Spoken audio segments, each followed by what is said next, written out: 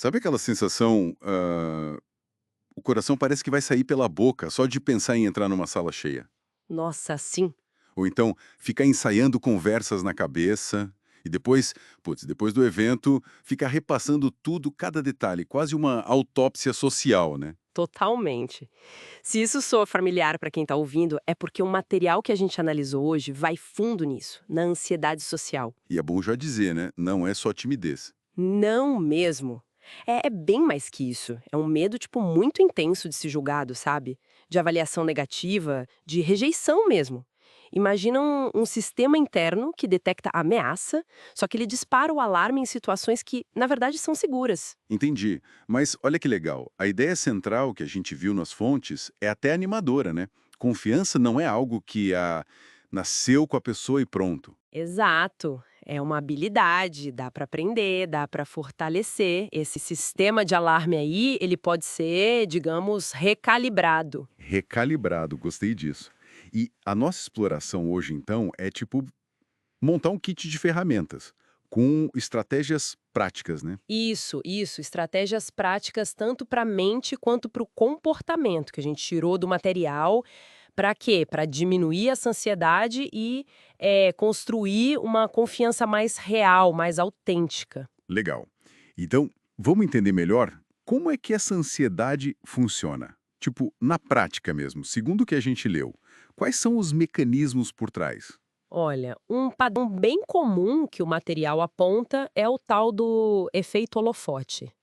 Sabe, aquela sensação de que tem um holofote na nossa testa e todo mundo tá vendo cada coisinha que a gente faz errado. Nossa, sim, a gente se sente o centro das atenções, né? Pois é.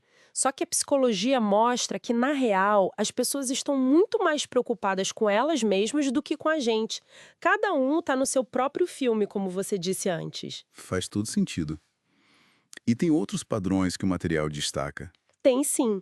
Outro é a leitura mental catastrófica. É quando a gente meio que assume que sabe o que o outro tá pensando, e geralmente é algo negativo, né? Ah, acharam que eu sou sem graça. Nossa, perceberam o meu nervosismo. E a gente toma isso como verdade, né? Sem prova nenhuma. Exatamente, vira um fato na nossa cabeça, sem nenhuma evidência concreta. E isso, claro, alimenta aquele ciclo vicioso da evitação que o material menciona bastante. Ah, evitação. Aquela coisa de, sei lá, inventar uma desculpa para não ir na festa ou fugir da reunião. Dá um alívio na hora, né? Mas imagino que depois. Piora, com certeza piora. Porque cada vez que a gente evita, o cérebro aprende. Viu? Aquilo era perigoso mesmo. Aí o medo se reforça e da próxima vez a ansiedade vem mais forte ainda. O mundo da pessoa vai diminuindo, sabe? Entendi. Por isso as estratégias de enfrentamento são tão cruciais. Então vamos para o kit de ferramentas que você falou. O que fazer antes de encarar a situação social? Boa. O material sugere começar por redefinir a missão. Achei isso muito bom. Em vez de a gente colocar umas metas tipo impossíveis, né? Preciso impressionar todo mundo, não posso errar nada. Que só geram mais pressão, né? Exato. A ideia é mudar para algo que a gente controla. Tipo focar em contribuir ou só em ser curioso. O material dá exemplos ótimos. Definir missões como quero aprender algo novo sobre duas pessoas hoje. Ou vou tentar fazer alguém sorrir. Ah, legal.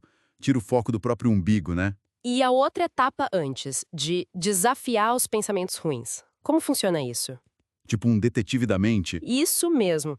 É investigar o próprio pensamento catastrófico. Se perguntar, tá, mas qual a chance real disso acontecer? Ou então, beleza, e se o pior acontecer mesmo? Como eu lidaria? E aí a gente percebe que talvez não seja o fim do mundo. Na maioria das vezes, sim. Seria desconfortável. Talvez. Chato. Possivelmente. Mas a gente sobreviveria, né? Não é o apocalipse que a nossa mente ansiosa pinta. Ok, essa é a preparação. Mas e na hora H? Tô lá, no meio da galera e a ansiedade começa a apertar. O que o material diz para fazer durante a interação? Aí o truque é lutar contra aquela autoobservação crítica. Sabe quando a gente fica se monitorando? Será que tô falando certo? Será que tô vermelho? O antídoto é direcionar o foco pra fora.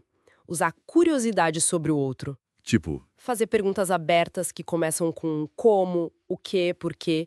E ouvir de verdade, sabe? Ouvir para entender a pessoa, não só para pensar na próxima coisa que você vai falar. E tem a parte do corpo também, né? Que o material fala para se ancorar no presente. Sim. O aterramento físico é sentir os pés firmes no chão, prestar atenção na textura da sua roupa, ou até pressionar os dedos um contra o outro discretamente e, muito importante, a respiração. A respiração controlada, né? Isso. Aquela técnica de inspirar contando até 4 e expirar bem devagar contando até 6.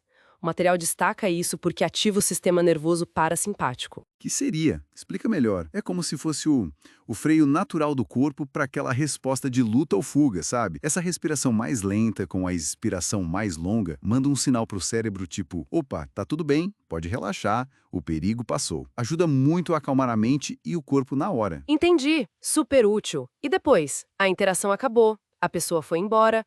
Como lidar com aquela mania de ficar repassando tudo na cabeça, a tal autópsia social? Ah, essa parte é difícil, né? Aquele replay mental que só tortura. O material é bem direto. Tem que abandonar essa prática. É um esforço consciente. Mas como? Em vez de ficar caçando os erros, se forçar a achar umas 3 coisas que deram certo, por menores que sejam. Tipo, consegui manter contato visual por um tempo, fiz uma pergunta legal, não saí correndo, e aí dar um ponto final mentalmente. Acabou, a interação terminou, a análise também. Uma análise mais construtiva, digamos. E para ir construindo essa confiança de um jeito mais sólido a longo prazo, qual a principal estratégia que o material aponta? Aí entra a exposição gradual. É a ideia de que a confiança é como um músculo. Cresce com o uso, com a prática. O material chama de criar uma escada do medo. Escada do medo? Como assim? É literalmente listar situações sociais que dão ansiedade, sabe?